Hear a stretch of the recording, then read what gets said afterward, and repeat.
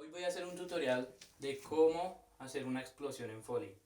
Para lo siguiente vamos a estar en un espacio el cual no está tratado acústicamente, sin embargo es una habitación pequeña, la cual nos va a ayudar a que no haya mucha reverberación. Para eso utilizaremos los siguientes equipos. El primero es con el que estamos grabando, que es un Huawei Y9 2019, y grabando el audio otro Huawei Y9 2019. Sin embargo, se va a utilizar el audio de los dos celulares. Bueno, para hacer la explosión vamos a utilizar los siguientes elementos: una bomba o una hoja de papel.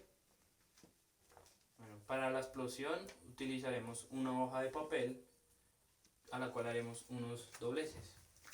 Entonces, el primer doblez será este. Cogemos un pedacito de la hoja y la doblamos así, quede bien doblada. Segundo doblez va así, que quede así la hoja.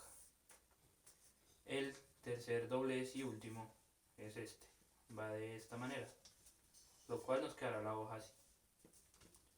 Para hacer el sonido de la explosión, como ven, esto tiene 4 aristas,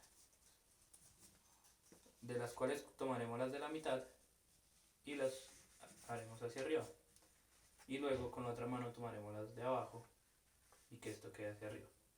Ahora, para hacer el sonido haremos esto, ni esto, ni esto, ni esto, solo esto. Entonces ahora grabaremos el sonido.